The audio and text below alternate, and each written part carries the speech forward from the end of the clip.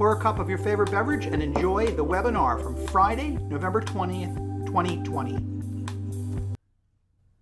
Good afternoon, everybody. Welcome to the RE Indicator webinar for November 20th, 2020. I'm so glad you could be with us today. And we have our traditional menu for our afternoon visit here. We usually try to talk for about an hour or basically go back and forth with questions and answers. And that's the most important thing we try to accomplish with this time together, is to talk with each other, to have you share your thoughts or questions about various things that are related to your multifamily business and the RE Indicator system. We also like to showcase the new features that are coming in the software, try to tease them and pre-release them.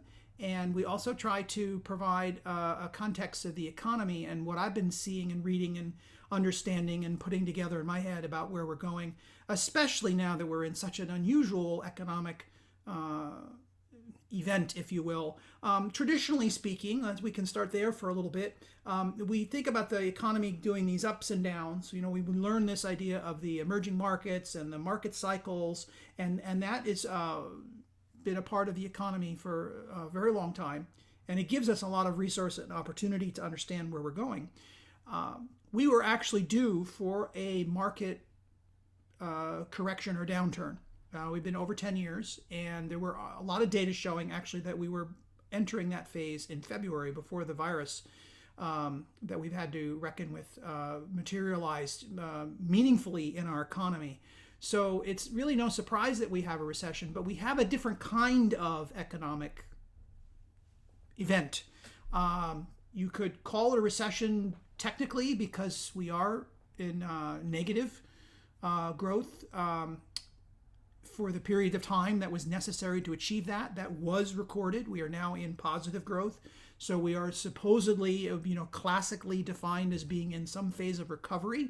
But I think we all understand at this point that there is probably a little bit of difference with what this is and how we're going to respond to it. Then say what happened for those that remember for the dot-com bust of 2000 or the 2007, 2008, 2009 cycle, where things were based on various mechanisms for investments, particularly for mortgages and mortgage-backed securities and whatnot.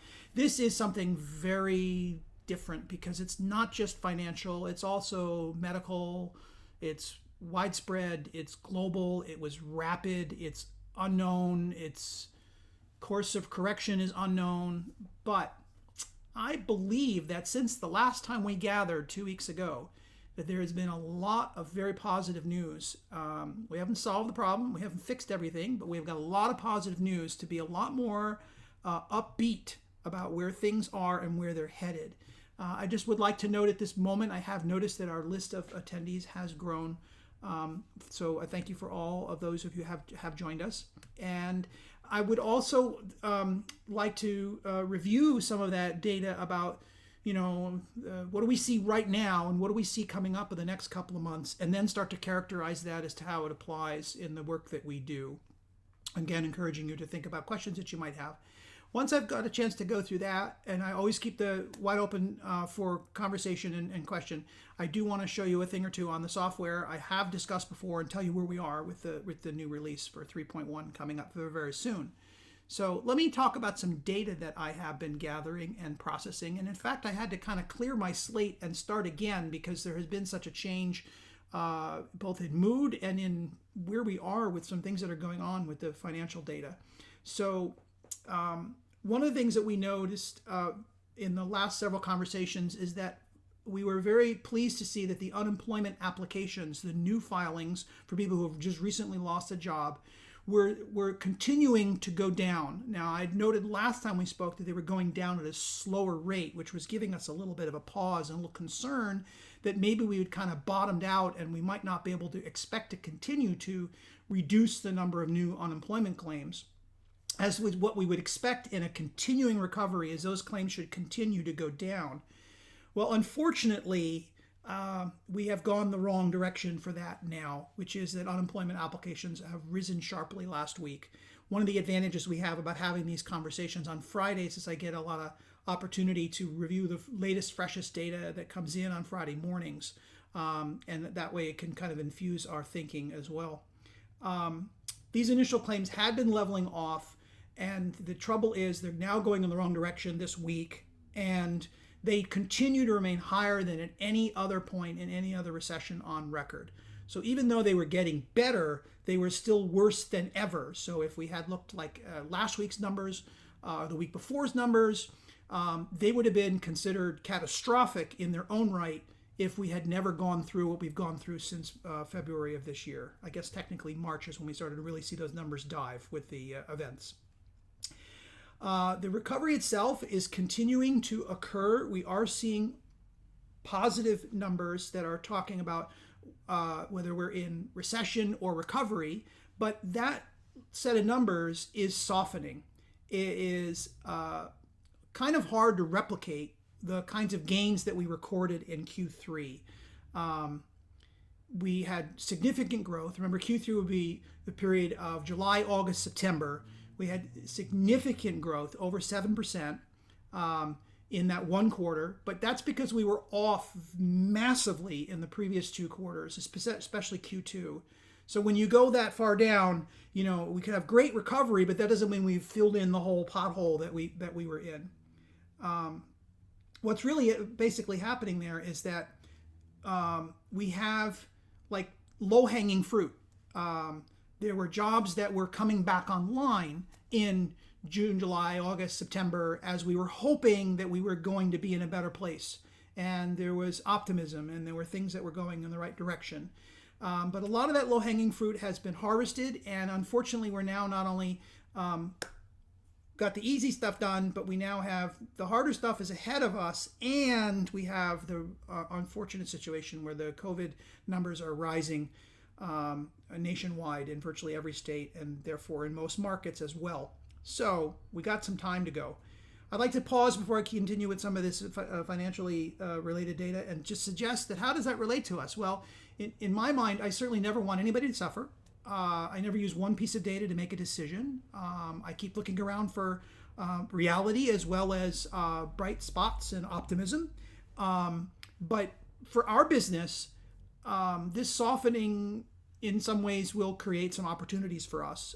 So there's a silver lining to it. I certainly don't want anybody to be sick. I don't want anybody to have a loss of a loved one. But this is the reality we have right now, and we could think about how we, in our business, can be of value and of service to people. Some people who are currently owners may have found that it's become more complicated and more complex or outside of their interest anymore, and that becomes more of a distressed asset or certainly possibly a distressed seller, or maybe the combination of two, which gives them a little more incentive to think more realistically about the price and gives you more opportunity and upside that you might be able to create. Going back to some financial numbers, October retail sales recorded the lowest rate of growth since the spring. And that is not where we want to be, clearly. That's not the direction we want to go going into a holiday selling season. But I think people are getting concerned about their own financial opportunities, and they're thinking a little bit about how to be more cautious. The next thing I'd like to discuss here is that we have a measure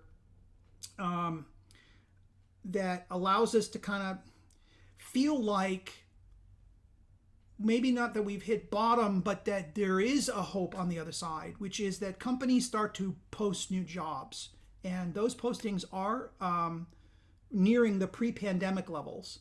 Now, there'd have to be a whole lot of jobs posted all at once to fill in the gap. The number we want to kind of keep in mind, we're still at roughly 50% of the jobs that were lost at the worst part of this cycle that happened in March and April. Nationally, we're at about 50%. And that means that we have a long way to go. So just having pre-pandemic job openings by themselves isn't going to fill in that gap. But it's suggesting that many employers are being more optimistic on mid and long term. And my suspicion is that that will probably be slightly bumpy, but probably in that direction for the time being. Because if we do have vaccines in the pipeline that are going to be administered 30 and more days from now, very near term, we can be a little more optimistic about companies making mid and longer term hiring decisions based on that. So the challenge is that the job growth has weakened in October and has slowed really ever since June. So we had our big climb out, and then we've been kind of tapering off on that climb out. It's weakening. So job growth is going in the right direction, but I'm not really sure where we're going to be, over the next couple of weeks and couple of months when we're really thinking about winter and retail sales and restaurants and travel and hospitality industries. I think we may have a little bit of softening on this for a short period of time, but I think that we can see mid and longer term optimism, and I'm really, really pleased that that's where we're at this point. I also wanted to talk a little bit about an indication about how consumers are responding to everything, and that is that the credit card records are showing spending is on the decline. We expect it to be going up this time of year, and it's actually going down. So that suggests to us that there's quite a bit of people out there who are really a little nervous about their midterm or short-term job prospects and don't want to get further in debt. So again, it's the idea that people are seeing yellow on the traffic light. They're being a lot more cautious, and we just have a little time to get through that. I have mentioned a number of times in these webinars, probably each week that we've been here, that we had an untraditional, non-traditional recession as a result of having the financial support of Congress to many millions of Americans. And that ended in, I forget at this point, I think it was July, I think, when that ran out. And what's happened with that is that we had an artificial support for lots of people that would not normally be there in a normal downturn in a recession. So we're not able to track the numbers exactly like we normally do. And I've been wondering, and I guess the word is worrying, but keeping my eye on the idea that we have people who potentially are going to start losing those benefits, because not only do they lose the support of the larger weekly supplements from the federal government, but that they would be at the end of a traditional state-sponsored period of time. A lot of times it's 26 weeks or whatever it is for each state. And that when that starts to dry up and more people have less money that they feel comfortable spending, and they start pulling back on things like the takeout food and the large buying at many of the online retailers, when they start pulling back, that could really show more traditional recession behavior. And so I just had a quote here that I had captured from somebody who works at Grant Thornton. Diane Swank has said, as an analyst, the quote, "This could metastasize into a much more traditional recession." So I know there are economists out there that are thinking along these same lines. And of course, I want the best for everything, but we definitely would be in uncharted territory if we don't sort out how we're going to support these millions, tens of millions who are in a pickle. There are roughly 4.4 million people who are already off the unemployment rolls. Their benefits have expired. There is a program called the Pandemic Unemployment Assistance Program, and it's designed to support the gig and self-employed workers. That ends the day after Christmas. And 12 million people will lose the benefit that they've been receiving, which is about half of those who are currently on the rolls. There's understanding that about 3 million of those people would have state programs then kick in to help them out. But that's a large number of people. So a lot of people have been using this idea of, we're getting ready for a really big change in these economic numbers. It's been referred to as the benefits cliff. There are 21 million currently on these benefits. About 7.3 million are in one program. Another 4.6 are in another program. That's when your state benefits ran out. There's an emergency fund that's been available. And there's the 4.4 million who are already off the rolls. So the last thing on this is the unfortunate coincidence for many of these people of a nationwide eviction moratorium that's been in place for a long time, that it's expiring on December 31st, and there is no concrete plan yet to resolve that. Now, for some of us, that may help us vacate units where the revenues have not been coming in, but it could be a large number of people all at once who are in a difficult position. We're all in a difficult position. The renters are in difficult positions. The landlords are in difficult positions. Everybody has a real challenge on their hands when money stops flowing. So that's basically where we're at with a lot of our economic news. I wanted to share also that the idea of getting to the end of the year and then having a change in some of the elements of government coming up in January. Alone, the intention of change might stir Congress potentially to put some packages in place and make some progress on this in December. But we don't know. It's all going to be up in the air for a little while, and we just have to be patient with that. So that actually will let me come over to the question that's been forwarded here.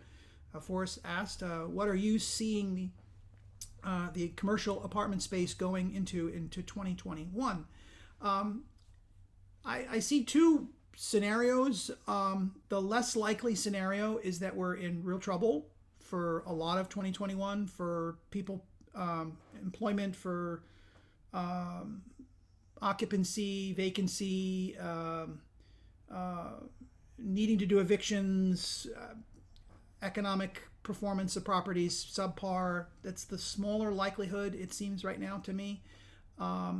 It's clear that we're going to have a little more impact on more of the C assets than we would in the B. They're less likely to have resources to rely upon. They're less likely to have savings. They're less likely to have jobs that allow them to stay at home. The C tenants are more likely to be exposed to frontline work and less savings, and so that makes the C assets a little more challenging. And so therefore that actually might suggest that there would be some C assets that people out there have been struggling with as operators. So hopefully what that means is that the larger likely scenario, I think much more likely scenario, is that we're going to have an impressive year. If we can get some vaccines out and distributed and enough people take them on, if it fits with what they think of as appropriate, when we have frontline people and seniors and young people in large numbers vaccinated, and we can get some sort of protection for the society as a whole as we get into the second half of next year, I think we're more optimistic. I think I'm more optimistic that's the likely scenario. It means there might not be as many properties that get to the point where they're quite as distressed, but I still think there's probably a fair number just about now and in the next 2 or 3 months where owners, even if they do see it's going to get easier next year, they're tired of the headaches and the hassles. And that's why I would encourage people to continue to have great relationships and contacts with their brokers. Step that up. Don't step it down. Step it up, especially since it's holidays. You have an excuse to call and wish them well. You have an excuse to ask them how they're spending the time. You have an excuse to ask them what they think is going to be happening in their market in the year ahead. We've got some unknowns about the mid and long-term effectiveness of the vaccines. How long do they last? How long do they protect you? So everything's still, a lot of unknown unknowns and some known unknowns, as we used to say. And we're just going to have to keep playing this by ear. But I think actually where you're going to see a little more comfort in the marketplace is in the B assets, which means that maybe their cap rates are going to be a little bit lower because there's a little less risk with them, a little more risk with the C assets. So the numbers will pan out probably a little better on the C assets. But again, you're taking on more risk. So you want to weigh that and figure out which works for your team. I do think that there has been a huge shift in people's minds about what they want out of life, what they want about their workplace. Do they want to commute? A lot of companies are suggesting they're going to look for ways to continue to do shift sharing and do a work at home combined with occasional office visit, less office space needed, more virtual. That will give people a lot more freedom in their daily lives. And if many jobs go completely virtual, which a number have already and may continue to do so, it'll free up people to be able to move to smaller markets, which allows me to transition to continue to answer this question, but also to an area of research that I've been doing. I'm very excited that we're going to be releasing this.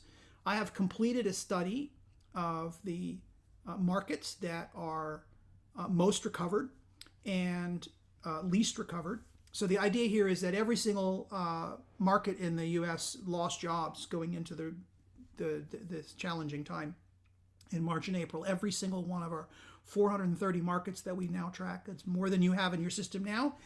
We have more markets than ever, and every one of them lost jobs. And so how big is that loss? And then what percentage of the bounce back have they experienced?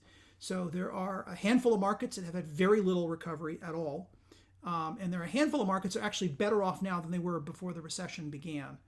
And there are a large number of very smallish to slightly tertiary, like very bottom end tertiary, what I refer to as quaternary markets, and smaller tertiary markets that have recovered most of their jobs. And I think it's partly because of the types of employment they have, and the fact that they were in areas where they felt less exposed. I think that those numbers might actually start to change a little bit if we see the numbers of the counties that are now having the highest number of COVID cases. They're cohabitating, if you will, with these same markets in many cases. But what you're going to get in the system is a new factoid. And I wanted to just maybe shift this screen over here so I can explain this to you. So let me see here. There's a screen share.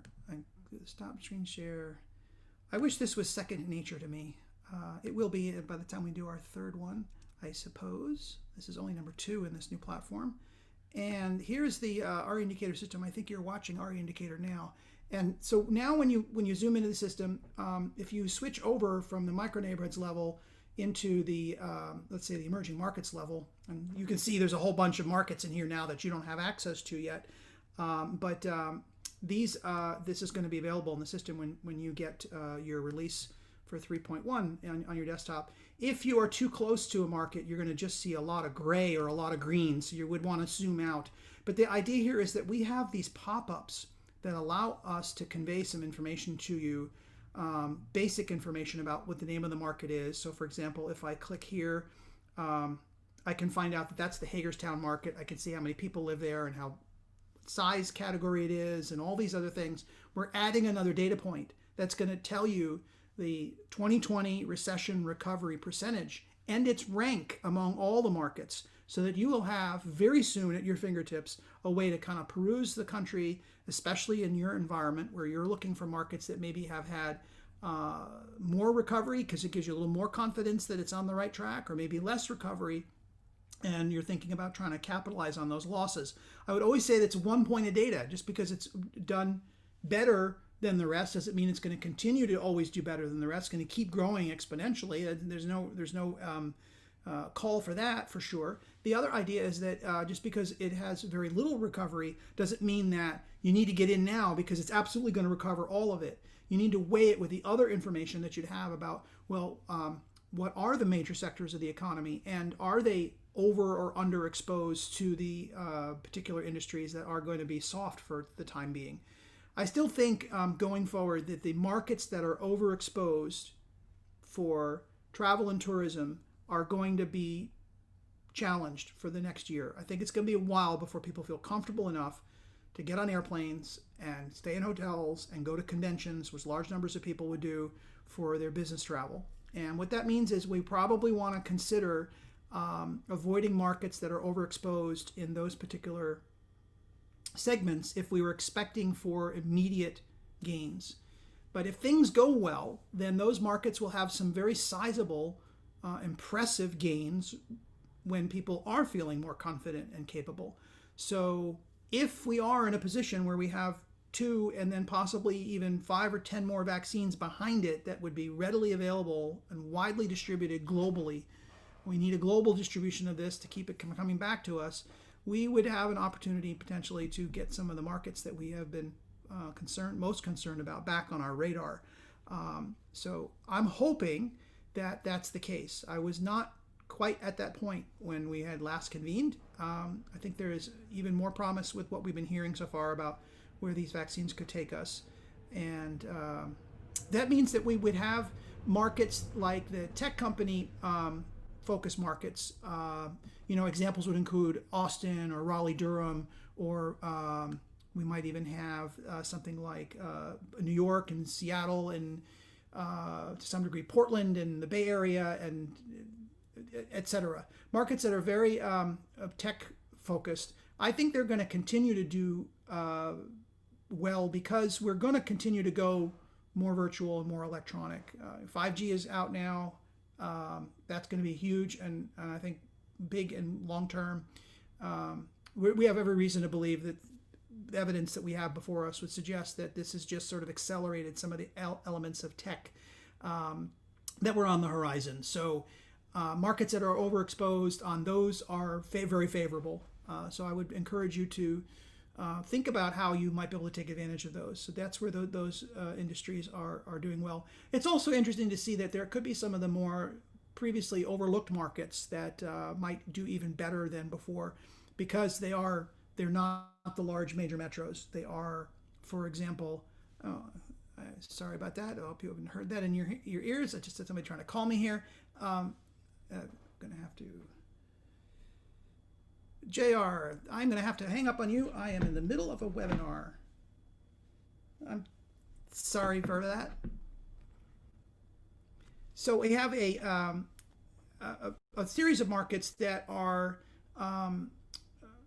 potentially a little more vulnerable to growth, that are maybe retirement related, that I'd be a little more concerned about, but maybe more mid-sized markets that people are going to because they can now, with their virtual lives more clearly defined. As examples of that, I might suggest like an Omaha, Nebraska might do well. We might see a market that is been doing well before the recession. Go back to that list, get those emerging market lists out you already have in your system now for the previous year before we went into 2020, and see if those markets might be good candidates for growth now that we have, if we could put this in the rearview mirror. If there are exposed mostly to, for example, to retirement, probably not right now, but if they're exposed to technology or people being able to live remotely in smaller markets, then I think they might be interesting. We have seen tremendous amounts of growth in the real estate for single family. It's been almost nonstop. I thought that might cool off as we got into fall, as people shifted to how they're taking care of their kids for schools and all that was going on with that. But it hasn't stopped. People are still thinking about where they're going to live. They want to upgrade their home environments. I think in part, I've even seen that home sales in New York City, single family home sales in New York City are up because people want to trade in their more enclosed apartments and condos for the yard that would be accessible for outdoor and a little less cramped quarters. So for those in the single family market, that's a good place to be up till now. I don't know if that's going to continue, where people are going to change their minds about what's important to them in the year coming up. Don't know. So here's talk about where we're going with the software. You're going to have an ability to see that number of the recovery percentage. And I'm hoping that all of you will have an opportunity to not only make use of it, but let us know how you're using it and how it's been helpful in what you're doing, because it would give us some ideas about how there might be other measures that we might be able to calculate for you that would be equally assisting you in your decisions between markets. At this time, it probably still makes sense for you to stay in your backyard as much as you can. If you've got some good opportunities there, grab a hold of them and think about how once we can travel more comfortably and easily, that maybe we could start returning to the idea of emerging markets. So I've mentioned to everyone on these webinars that we are reconstructing, if you will, the way we establish our data for our markets. We have more markets than ever now in our base system that we build up from. And that's going to also allow us to not only cover more detail and get more, it's not more smaller town markets. It's a way to actually divide the bigger markets into smaller pieces so they're more useful and more intelligible to us. What we're going to be able to do from there is give you more information that will be helpful for you to make a decision, not just like in Washington, D.C., so anywhere in the Washington, D.C. metro is the same. It's not. There are sub-markets, and that'll help us give you that information. But we're also going to be able to kind of rebake the emerging markets for you so that we've had this national reset. All the markets were at 0 and negative because of April, but we'll have a whole year of data to work with soon. So we're going to be posting the data much more frequently. We'll be doing at least quarterly updates to the market information, and eventually we're hoping to shift it to be a monthly update. So you can look forward to that, to have even more timely information. The only challenge that we have is that the data is coming to us a little bit more slowly and starting to get back to normal schedules. I think just because there's interruptions in workflows for the government agencies and the companies that process this data that kind of hit everybody a little bit difficult in the earlier part of the year as they try to figure out how to do things when they weren't all in the same place. And we have electronic communications that are now fully robust and people knowing what to do when they're not in the same office. So we're excited about being able to bring you more data as well as more capabilities in the new system. For those of you who have not seen it yet, the last thing I wanted to share with you today, I have shared this in the last webinar, is that we have a new functionality in the system that is allowing us to show to you on the maps where there are multifamily properties in the major metros. And so when I turn on the button here, oh, I haven't signed into that system. Oh, shucks, I'm really sorry. I thought I did. We are going to have a way for you to see the dots on the map where the properties are in. We've got, as I showed last time, 10 cities already in the system, and we're going to build a system out that's going to have even more in the future. So really excited about that. And I will have a special webinar session on how to use all the new features when we release it. So the last thing on my list here, if I want to make sure I cover everything that I had on my notes, is I wanted to make sure that you knew when the next webinars are going to be, and they're likely to have even more content than usual because the upgrades are nearly at the end. So I mentioned the last time we talked, I hit some very out of left field, unexpected hurdles with how things are happening with the way we handle all of our data and store our data and process our data on our end for a variety of reasons. The latest of which was a big curveball that we've two curveballs actually that we've addressed one of them completely, and we are almost at a solution on the second one. If those hadn't happened, you'd have a software upgrade in your hands right now, but they did, so we have to just deal with that.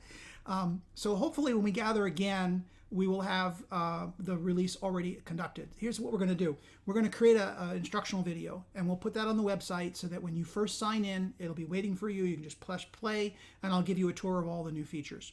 We will also be available on that subsequent webinar to answer questions on how to use it and demonstrate it a little more live and interactive nature. We're going to have 2 webinars in December. The first webinar will be on Thursday. That's right, Thursday. I said Thursday. We usually meet on Fridays. We're going to meet on Thursday, the 3rd of December. And one of the reasons why we're meeting on Thursday is that some of you may want to attend one of the RE Mentor events, and that is occurring on Friday and Saturday of that week. So I didn't want to interfere with that or make you choose one over the other. I thought some of you would already be attending that event, so I'm just going to have it on Thursday at 2 p.m. And then the next one and last one of December and of the year will be Friday the 18th.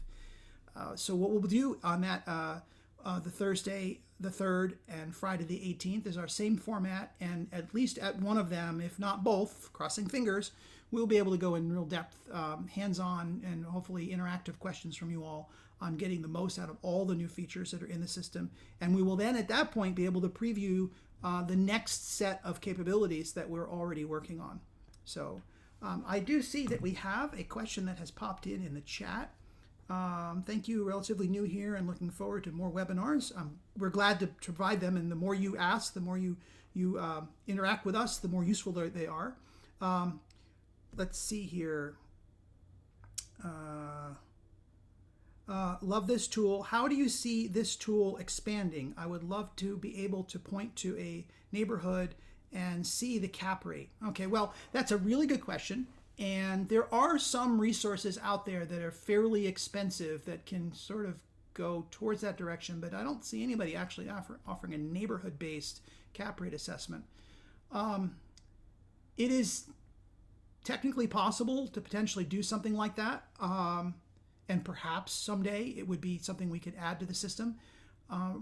What we're trying to do is bring the data to you that we can reliably and reasonably manage and deliver to you, that we think will have a big bottom line impact on your ability to be efficient and confident. We are not initially designing this tool to be a thinking, wandering, looking around, kicking different tires here and there kind of research tool. The intent of this from inception was a broker has given you a listing. You want to know whether or not you should bother underwriting it, because we know that underwriting takes time. You need to be good at it. You need to practice it. If you only have one listing, you should underwrite it no matter what neighborhood it's in, because it'll keep your underwriting skills sharp. It'll keep your connection with your broker valuable and meaningful. But if the broker's giving you 5 and 10 and 20 underwritings potentials, you should do the ones that have the best possibility first.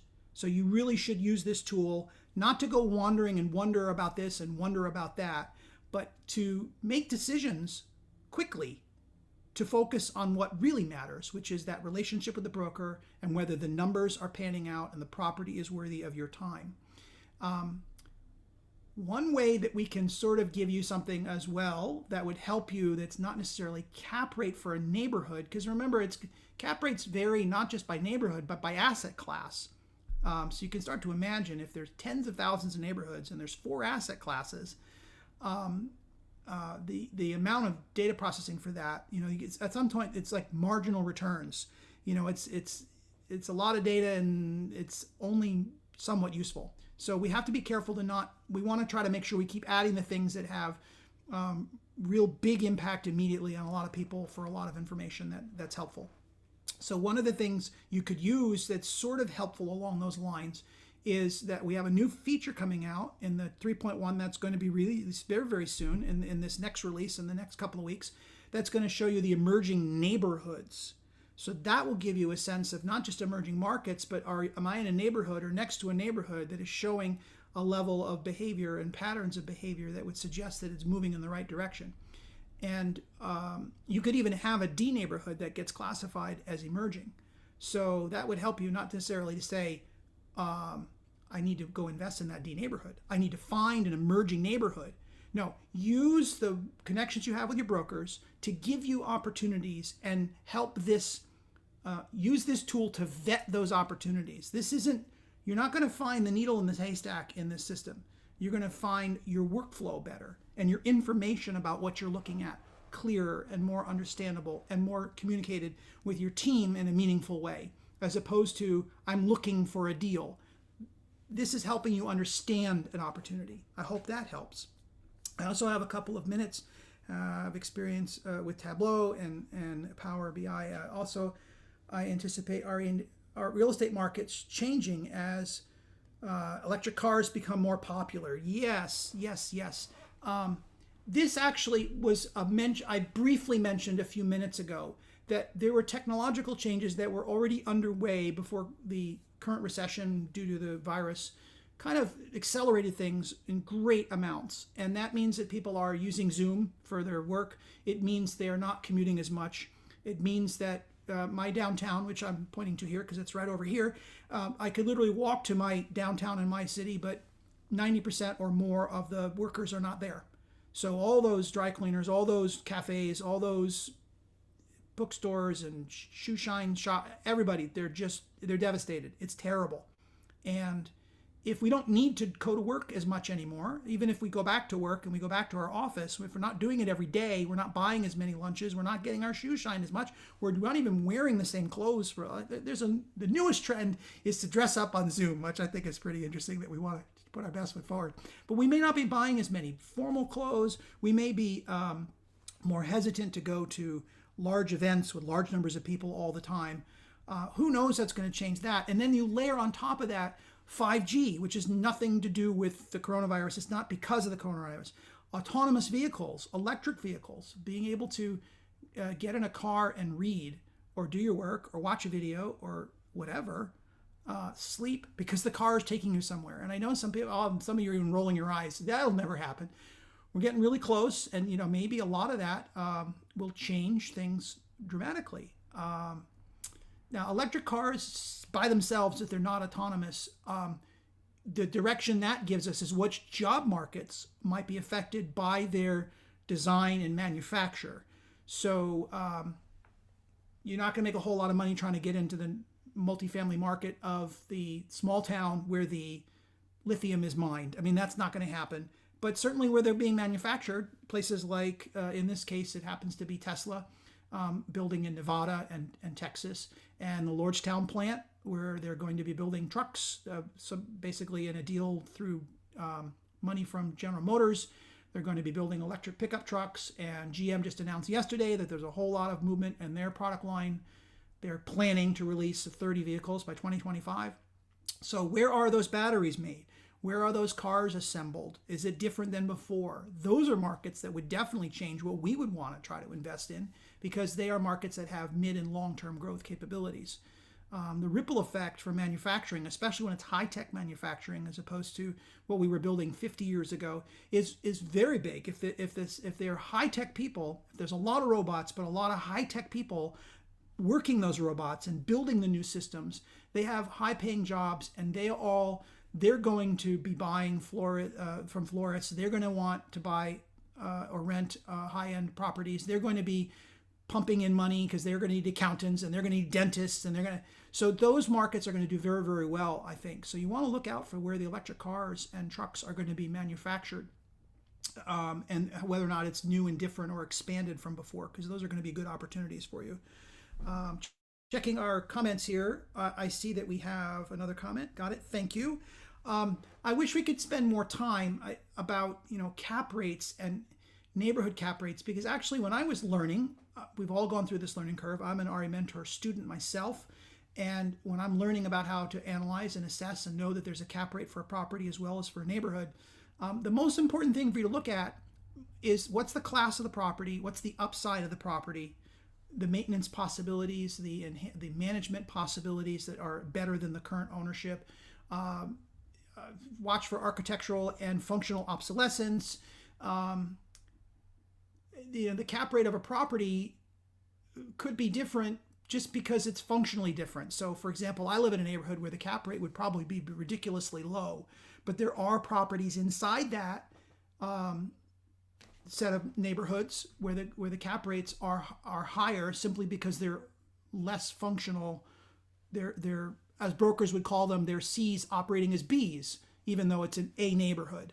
So, knowing the cap rate of the neighborhood might actually misguide you unless you really knew like the cap rate for that class of property in that neighborhood. And now we're really slicing pretty thin, and a lot of neighborhoods might not have enough assets in each class to be statistically valid. So, but keep your mind on it. They're used for comparison purposes, and particularly for like comparison over time.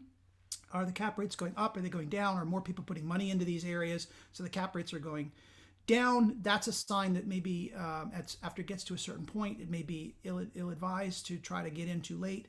But really, it's individual properties that you really want to work on. Work on the numbers for the property itself. What are the possible upsides? And if there, unfortunately, will be some people who need to reassess where they live and change how they live over the next 3 to 6 months, there may be some more properties out there that have a better number on your underwriting. Your cap rate for that individual property will be more favorable because you might have some leasing issues to address. Certainly don't want to take on a really challenged or struggling asset if you're new. If you're first property, second property, third property, you probably don't want to take on an asset that you won't be able to get funding for, or you won't be able to find a sponsor who's comfortable with if it's not in their backyard and they're not excited about it. So be careful about getting overly excited about the fixer-upper, if you will, the one that needs a tremendous amount of opportunity. One more thought about all of this, which it really all ties in.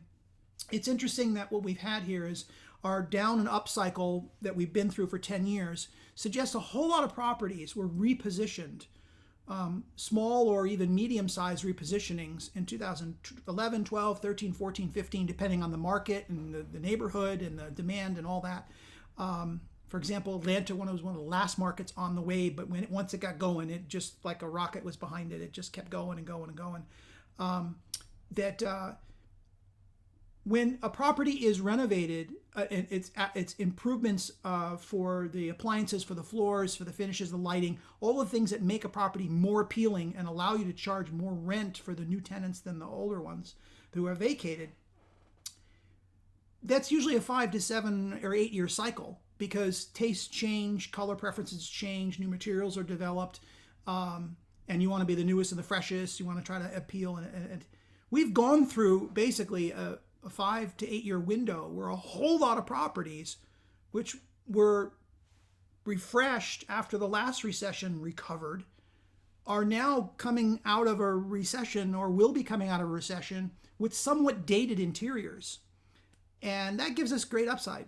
So the timing is actually, in that case, sort of favorable. If the recession had been, we had another recession, for example, in 2015, 2016, when those recovered in 2018, 2019, they still would have been relatively fresh interiors. So your upsides would not have been quite as exciting because you wouldn't have as much that you could do to request from your new tenant base the higher rents to keep up with the better finishes. So I think that's an exciting part about where we are right now. Once we got to 10 years, even though we didn't know this was coming in terms of how deep it was, what caused it, and how long it would last, we knew it was coming. And I was already excited that meant it was favorable to doing a lot of repositionings where we can squeeze even more out of particular opportunities because the upside will be slightly larger than just recovering from an economy. So I hope that's also encouraging to everybody. Emerging neighborhoods, that sounds awesome. Yes, we put a lot in the emerging neighborhoods. I want to actually flip in here and have a little story for you on emerging neighborhoods. This is the Washington, D.C. Market right here that we're looking at right now. And it's surrounding major metros. It's still in there. Let me try to, it's hard for me to do two things at once. It's just not my easiest thing. Is that still in this drop down? I think it is. That's maybe on this one here. Okay, so what I'm going to do is I'm going to zoom in. By the way, something that people don't know is you can just type in the name of a city. So for example, if I type in Arlington, which is a city it's actually a county in the state of Virginia, Arlington. It's also a town in Texas. And you don't have to type in a specific address. And you can even spell it wrong, and it'll do the best it can to match it for you. And so I'm going to go to Arlington, Virginia by clicking on it when it's yellow. And what I'm doing here is I'm showing you, I have some behind the scenes stuff as I kept validating data and whatnot.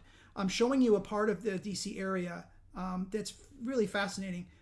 This blue neighborhood is an example of what's going to be an emerging neighborhood that's still blue.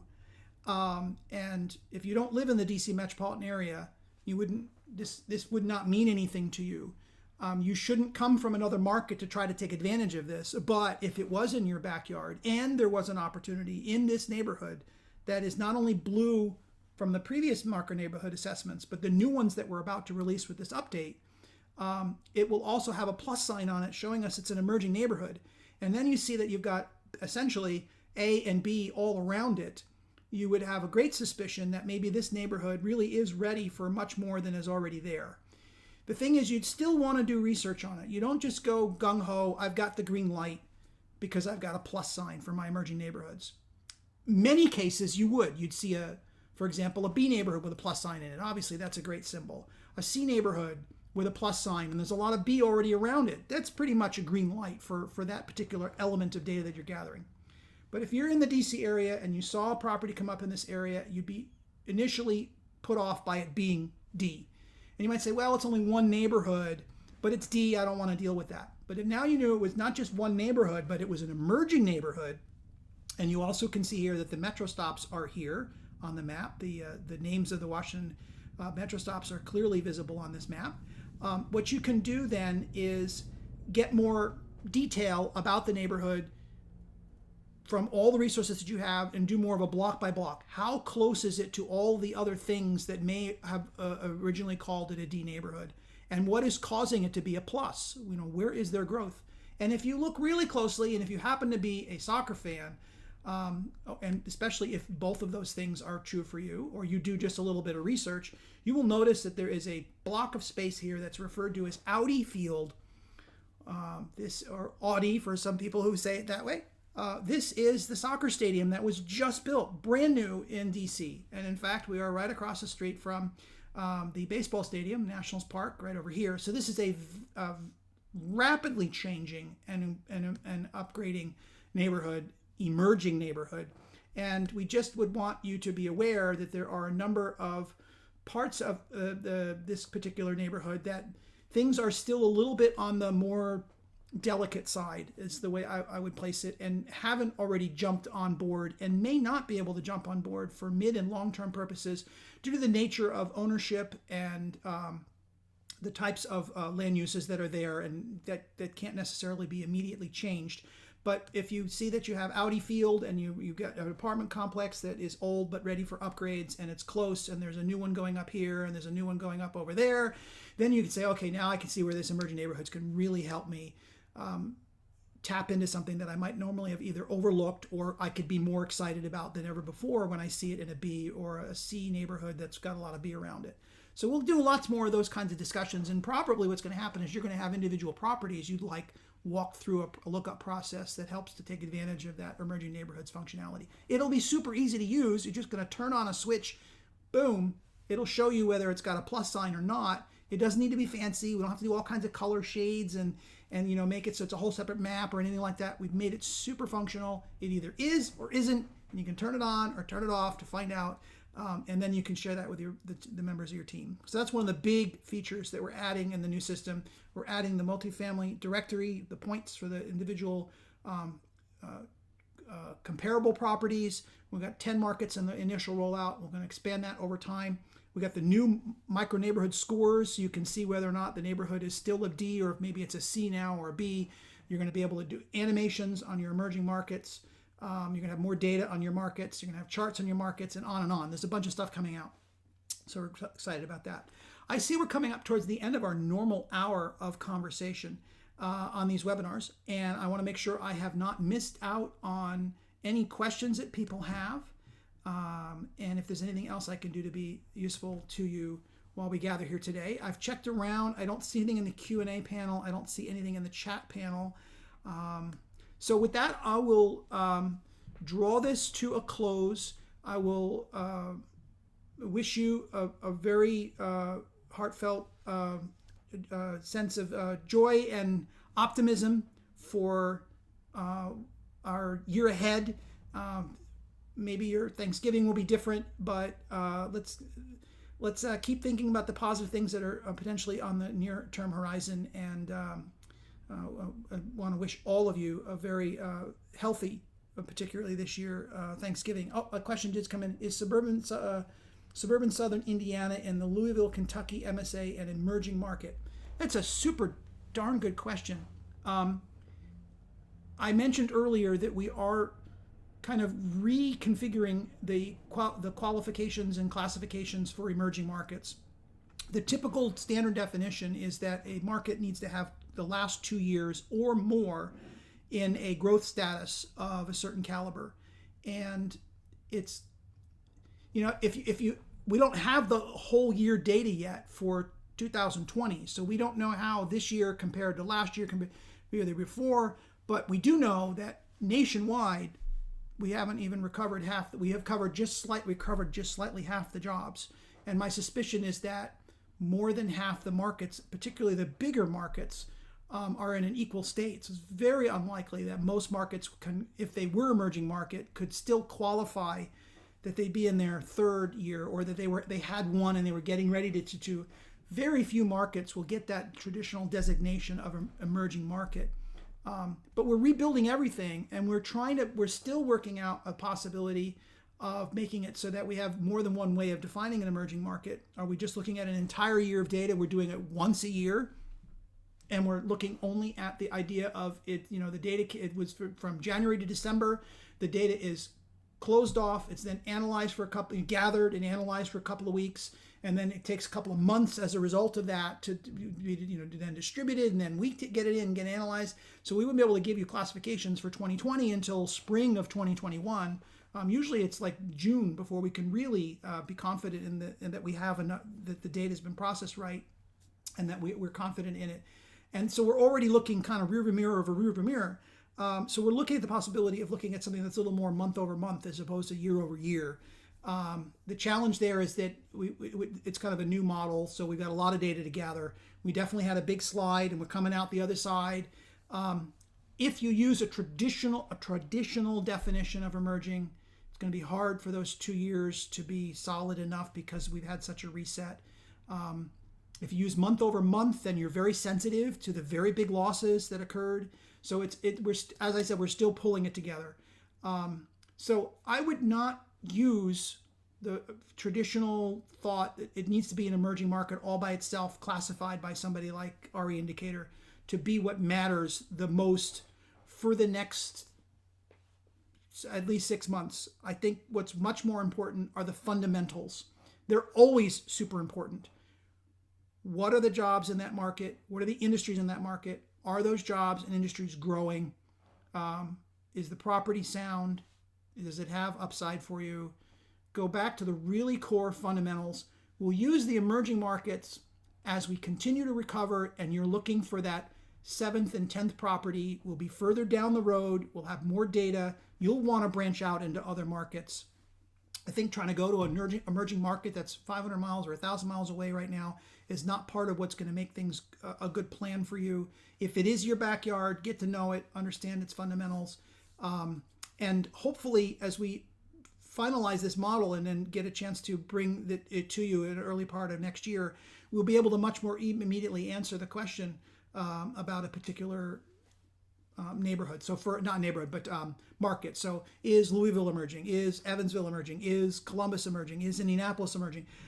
That will be a lot more traditional analysis that we might be able to do when we have the data rebuilt. But that's not where you want to be, at least for the time being. Work on your fundamentals first, and don't go looking for that needle in the haystack, hopeful, 500 miles away in before anybody else market right now. That's a lot of risk. I think you're better off working on your principal fundamentals and working on things that are within your hands, within your reach, within easy access to you. So I hope that's helpful. Even if I could say Louisville right now had the inklings of emerging, I'm not confident enough and I want to validate. I don't use one piece of data. I want to validate some things that are going on before I could characterize Louisville. So, Mark, I appreciate your question. It's frustrating to me that I haven't had an opportunity to advance that data simultaneous with all the other things that we're doing to have a clear answer for you on that. But it will be my intent that we will have something in place for you as we get into the early part of next year that will allow you to have that within your easy reach and easy touch. And when I'm done with the release in December, I will be back into that deep data dive. And so what might be happening at that is if you ask these kinds of questions as we get to the 3rd and the 18th of December and early part of January, I would be able to maybe do a little bit of sideline research and provide you separately with the kind of knowledge that I have up to that point with all the caveats that would go with it. So I encourage you to maybe revisit that, put in your notepad your reminders that you want to ask that exact same question again on the webinar of the 18th of December so that we can keep that hot on the radar. Generally speaking, the smaller and medium-sized markets are doing outsized performance lately. I don't know if it's a stable enough trend for me to suggest that it would be classifiable as emerging, and that's why I'm being hesitant. So some of them I can clearly just say that it is because of the nature of their economy and the fundamentals of it. But the one you brought up doesn't have that full cadre of checklist that it's definitely in the right direction. So I'd be hesitant to provide any information with what I have at my fingertips. So let's revisit that in about a month. Okay. Well, we're past our normal time. I am so delighted to have been here with you today. I hope it's been useful. I encourage you to submit questions in advance to support@reindicator.com. Also, ideas about how you'd like to see the software enhance, questions that you have. Would love to hear from you. It's been my pleasure to have you here today. I will look forward to seeing everybody again here at 2 p.m. Eastern Time on Thursday, the 3rd of December. Until then,